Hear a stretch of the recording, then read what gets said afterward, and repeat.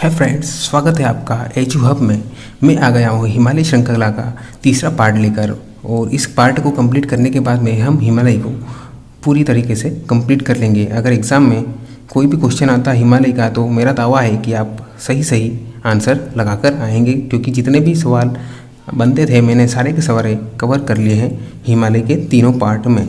तो चलिए शुरू करते हैं। शुरू करने से पहले अगर आप इस चैनल पर नए हैं तो चैनल को सब्सक्राइब कर दीजिए और बेल आइकन को दबा दीजिए, ताकि मेरे वीडियोस के नोटिफिकेशन आपको मिलते रहें। तो चलिए शुरू करते हैं। हिमालय भाग 3। हिमालय के दो भाग में हमने पहले पढ़ चुके हैं। पहला पार्ट जो था वो हिमालय का इंट्रोडक्शन के बारे में था, और दूसरे पार्ट में हमने कवर किया ट्रांस हिमालय और वृहद हिमालय। अब हिमालय के दो श्रृंखला बचती है, मध्य हिमालय या लघु हिमालय भी बोलते हैं इसे, या हिमाचल हिमालय बोलते हैं। और इसके बाद में हम पढ़ेंगे शिवालिक श्रेणी। शिवालिक श्रेणी के बाद में हिमालय का पार्ट जो है वो सब खत्म हो जाता है। हिमालय की श्रेणियाँ शिवालिक श्रेणी के बाद में खत्म हो जाती है। तो हेडिंग डालेंगे मध्य हिमालय या ब्रैकेट में लघु हिमालय, या इसे हिमाचल हिमालय भी कहते हैं। इसकी ऊंचाई कितनी है? 3600 से 4200 ये किलोमीटर नहीं है, 3600 से 4200 मीटर। चौड़ाई है 80 किलोमीटर और लंबाई 2400 से 2500 किलोमीटर के आसपास है। ऊंचाई से हम देख रहे हैं कि इसकी ऊंचाई ज़्यादा नहीं है। तो इसकी ऊंचाई ज़्यादा नहीं होने के कारण इस श्रेणी पर वनस्पतियाँ भी पाई जाती है। ठंडी के दिनों में, सर्दी के दिनों में तो यहाँ पर बर्फ़ जमी रहती है, लेकिन गर्मियों में जब बर्फ़ पिघलती है तो यहाँ पर जो घास के मैदान पाए जाते हैं वह दिखने लगते हैं, जिससे यहाँ पर कई पर्यटन स्थलों का विकास हुआ है। किन श्रेणी पर? मध्य हिमालय या लघु हिमालय पर पर्यटन नगरों का विकास हुआ है। थोड़ा सा मैं पेज ऊपर कर देता हूँ ताकि आपको ठीक तरीके से दिखे नीचे तक का। अभी जितना मैंने पढ़ा दिया उसको पूरा हटा देता हूँ, ठीक है फ्रेंड्स। तो ये मैंने बना दिया है वृहद हिमालय, ये जा रहा है, ये वृहद हिमालय बनाया है मैंने। और वृहद हिमालय के उत्तर में क्या है? ट्रांस हिमालय, जो मैंने बनाया नहीं है। आप अगर चाहो तो बना लेना, यहाँ लिख देना ट्रांस हिमालय। ओके फ्रेंड्स, तो ट्रांस हिमालय के दक्षिण में है वृहद हिमालय। वृहद हिमालय के दक्षिण में आ जाता है हमारा मध्य हिमालय या लघु हिमालय। ये लघु हिमालय की छोटी जो श्रेणियां हैं वो मैंने बताई है, जो अलग अलग राज्यों में स्थित है। और ये हमारा है लघु हिमालय, ये पूरा ये भी लघु हिमालय के अंतर्गत आता है, ये भी और ये भी। इनके दक्षिण में है शिवालिक श्रेणी, जो मैंने डॉटेड लाइन से बना दी है, ये है शिवालिक श्रेणी। तो हम पढ़ने वाले हैं लघु हिमालय या मध्य हिमालय।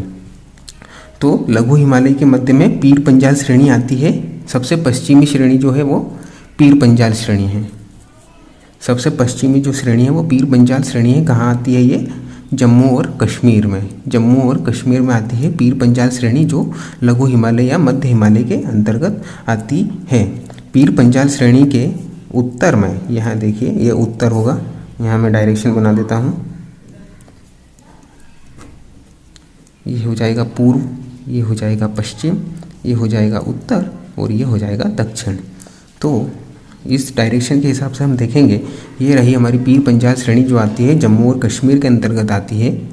इसके उत्तर में श्रीनगर स्थित है, और पीर पंजाल श्रेणी के दक्षिण में कौन स्थित है? जम्मू स्थित है। ठीक है फ्रेंड्स, तो श्रीनगर जो है वह मैंने यहाँ पर बनाई है डल झील। श्रीनगर जो है वो डल झील के किनारे पर स्थित है। डल झील जो है श्रीनगर जो है वो डल झील के किनारे पर स्थित है। और डल झील कहाँ आती है? जम्मू कश्मीर में। ये जम्मू कश्मीर की दूसरी सबसे बड़ी झील भी है। कौन सी? डल झील। और श्रीनगर जो है वह झेलम नदी के किनारे पर भी स्थित है। ये जो देख रहे हैं झेलम नदी डल झील के किनारे से ही जा रही है, श्रीनगर से होते हुए। तो श्रीनगर किन किसके किनारे पर स्थित है? डल झील के और झेलम नदी के किनारे पर स्थित है पीर पंजाल श्रेणी। और जम्मू जो है वो दक्षिण में स्थित है, किसके? पीर पंजाल श्रेणी के। और जम्मू कौन सी नदी के किनारे पर स्थित है? तवी नदी के किनारे पर। तवी, जम्मू जो है वो तवी नदी के किनारे पर स्थित है। एक ट्रेन चलती है जम्मू तवी, उसका नाम जम्मू तवी के नाम पर ही दिया गया है, जो जम्मू तवी ट्रेन चलती है। श्रीनगर और जम्मू को जोड़ने वाली जो सड़क है वह बनिहाल दर्रे से गुजरती है। ये देखिए बनिहाल दर्रा कहाँ पर स्थित है, पीर पंजाल श्रेणी में स्थित है और यहाँ से जो सड़क गुजर रही है वो श्रीनगर और जम्मू को जोड़ती है। और इसी बनिहाल दर्रे में जवाहर सुरंग स्थित है। भारत की सबसे बड़ी सुरंग जो है वो जवाहर सुरंग है जो बनिहाल दर्रे में स्थित है। ये हमारे क्वेश्चन हमने कवर कर लिए हैं पीर पंजाल श्रेणी से, जितने भी लगभग थे सारे। इसके बाद में पीर पंजाल श्रेणी के पूर्व में, ये देखिए पूर्व में धौलाधर श्रेणी स्थित है जो वृहद हिमालय या लघु हिमालय के अंतर्गत आती है। ये धौलाधर श्रेणी जो है वह कहाँ आती है, कौन से प्रदेश में, हिमाचल प्रदेश में आती है। यह हिमाचल प्रदेश में भारत के आती है धौलाधर श्रेणी। और इसकी अधिकांश ऊंचाई कितनी है, 4000 मीटर। किसकी, धौलाधर श्रेणी की। धौलाधर श्रेणी के पूर्व में आती है मसूरी पर्वत श्रेणी। लघु हिमालय के अंतर्गत ही मसूरी पर्वत श्रेणी कहाँ आती है, उत्तराखंड में आती है। और यहाँ पर जगह कम होने की वजह से मैंने इन्हें ऊपर ही बना दिया है, लेकिन यह पूर्व में मसूरी पर्वत श्रेणी के पूर्व में कौन कौन सी स्थित है, महाभारत श्रेणी और नागटेपा श्रेणी। महाभारत पर्वत या नागटेपा पर्वत कहाँ पर स्थित है, नेपाल में। और ये दोनों पर्वत भी किस में आते हैं, मध्य हिमालय या लघु हिमालय के अंतर्गत आते हैं। ओके फ्रेंड्स, तो सेम ऐसा ही डायग्राम आप बना लीजिएगा ताकि आपको पढ़ने में आसानी हो। तो चलिए आगे बढ़ते हैं। वृहद हिमालय और हमारा ये जो लघु हिमालय, इन दोनों के बीच में समतल सपाट मैदान पाया जाता है। ये यहाँ पर जो है वो समतल सपाट मैदान होता है जिसे अलग अलग नाम से पुकारा जाता है। और लघु हिमालय पर ही वनस्पतियाँ पाई जाती है, घास के मैदान पाए जाते हैं। तो ये जो घास के मैदान क्यों पाए जाते हैं, क्योंकि इस लघु हिमालय की जो ऊंचाई है कम है, तो यहाँ पर वनस्पति और घास के मैदान पाए जाते हैं। तो जब सर्दी में जहाँ यहाँ पर बर्फ़ जम जाती है और गर्मियों में जब बर्फ़ पिघलती है तो वो घास के मैदान दिखाई देने पड़ते हैं। और यहाँ की जो जलवायु है समशीतोष्ण है जो स्वास्थ्यवर्धक है, स्वास्थ्य के लिए लाभदायक है इसलिए। और घास के मैदान होने के कारण इस पर्वत श्रेणी पर बहुत से पर्यटन स्थलों का विकास हुआ है। ठीक है, और ये जो घास के मैदान है इनका अलग अलग राज्यों में अलग अलग नाम दिए गए जो हम आगे पढ़ने वाले हैं। तो फ्रेंड्स, जो मैंने अभी टॉपिक डायग्राम से मैंने पॉइंट्स कवर किए वही मैंने लिखा है कि मध्य हिमालय जो है कम ऊंचा है, इसकी जलवायु समशीतोष्ण है जो स्वास्थ्यवर्धक है। किस पर, मध्य हिमालय पर जलवायु, इस कारण यहाँ पर पर्यटन स्थल ज़्यादा है। इस श्रेणी पर हरे घास के मुलायम शीतोष्ण मैदान स्थित है। हरे घास के शीतोष्ण मैदान स्थित है। शीतोष्ण घास के मैदानों को अलग अलग नाम से पुकारा जाता है। शीतोष्ण घास के मैदान कहाँ पर, लघु हिमालय पर स्थित है। उन्हें जम्मू और कश्मीर में JNK लिखा हुआ है, इसका मतलब जम्मू और कश्मीर लिखना आपने। जम्मू और कश्मीर में शीतोष्ण घास के मैदानों को कहते हैं मर्ग, और उत्तराखंड में शीतोष्ण घास के मैदानों को कहते हैं बुग्याल और कयाल। एक बार PSC में क्वेश्चन आया था कि शीतोष्ण घास के मैदान, शीतोष्ण घास के नहीं, सवाल आया था कि कयाल एक प्रकार से है, तो उसका आंसर मुझे लगाना था घास के मैदान, लेकिन मैंने वनस्पति लगा दिया था। लेकिन मैंने वनस्पति नहीं, मैंने जलवायु लगा दिया था। तो आगे बढ़ेंगे हम। इस श्रेणी, मतलब इस श्रेणी कौन सी श्रेणी, लघु हिमालय की उत्तरी पर्वत श्रेणी कौन सी है, सबसे उत्तरी और सबसे पश्चिमी पीर पंजाल श्रेणी है। पीर पंजाल श्रेणी के उत्तर में श्रीनगर व दक्षिण में जम्मू स्थित है, जो जैसा कि मैंने पढ़ा दिया है आपको, डायग्राम में सारा डिस्क्राइब कर दिया है। अब आती है धौलाधर श्रेणी, किसकी, लघु हिमालय के अंतर्गत। क्या बोलते हैं इसको, हिमाचल श्रेणी में बोलते हैं, और शिमला इसी पर स्थित है। मैंने ये नहीं बताया, वहाँ पर लिख लेना कि धौलाधर श्रेणी पर शिमला स्थित है। इसके पूर्व में क्या है, मसूरी श्रेणी है, और मसूरी श्रेणी के पूर्व में महाभारत व नागटेपा की श्रेणी नेपाल में स्थित है, जो मैंने डायग्राम में आपको बता दिया है। थोड़ा इसके मैं आगे बढ़ा देता हूँ ताकि आपको दिख जाए। तो लघु हिमालय पर स्थित स्वास्थ्यवर्धक क्षेत्र कौन कौन से हैं, जो स्वास्थ्यवर्धक पर्यटन क्षेत्र हैं, अभी मैंने पढ़ाया है। यहाँ पर स्वास्थ्यवर्धक क्षेत्रों का ज़्यादा विकास हुआ क्योंकि यहाँ की जलवायु समशीतोष्ण है। तो जम्मू और कश्मीर में कौन कौन से हैं, सोनमर्ग और गुलमर्ग। देखिए यहाँ पर इनके पीछे मर्ग लग रहा है, मतलब यहाँ पर शीतोष्ण घास के मैदान पाए जाते हैं सोनमर्ग और गुलमर्ग में। हिमाचल प्रदेश में ऐसे क्षेत्रों को क्या कहते हैं, ऐसे क्षेत्रों के नाम कौन कौन से हैं? शिमला है, मनाली है और डलहौजी है। उत्तराखंड में ऐसे क्षेत्रों के नाम हैं मसूरी, रानीखेत, नैनीताल और विंडसर। विंडसर जो है वो इम्पोर्टेंट है क्योंकि यह अधिकतर पूछ लिया जाता है और लोगों को पता नहीं होता है कि विंडसर कहाँ पर स्थित है। तो इसका आंसर आएगा विंडसर उत्तराखंड में स्थित है। तो फ्रेंड्स, मैंने बताया था वृहद हिमालय और लघु हिमालय के बीच में समतल सपाट मैदान या घाटी स्थित है। तो ये हो गया हमारा वृहद हिमालय और ये हो गया हमारा लघु हिमालय। पीर पंजाल श्रेणी, धौलाधर श्रेणी, महाभारत व नागटेपा श्रेणी, और ये सिक्किम में भी कुछ हिस्सा आता है मध्य हिमालय का। वहाँ पर कुछ नाम नहीं दिया है इसलिए मैंने यहाँ पर मध्य हिमालय लिख दिया है सिक्किम के अंतर्गत। तो ये हो गया हमारा वृहद हिमालय और ये जो श्रेणियाँ बनाई हैं मैंने छोटी छोटी, ये है लघु हिमालय। तो इन दोनों के बीच में हमने क्या पढ़ा है अभी कि समतल सपाट मैदान या घाटी स्थित है, ये बनाती है, या इन दोनों के बीच में घाटी स्थित है। तो वृहद हिमालय और पीर पंजाल श्रेणी के बीच में जो समतल सपाट मैदान या घाटी स्थित है उसे कहते हैं कश्मीर घाटी। ठीक इसी प्रकार से वृहद हिमालय और धौलाधर श्रेणी कहाँ स्थित है? हिमाचल प्रदेश में। तो इन दोनों के बीच में जो घाटी स्थित है उसे कहते हैं कुल्लू कांगड़ा की घाटी। ठीक इसी प्रकार से वृहद हिमालय और महाभारत व नागटेपा की श्रेणी जो नेपाल में स्थित है, उन दोनों के बीच में जो घाटी स्थित है उसे कहते हैं काठमांडू घाटी।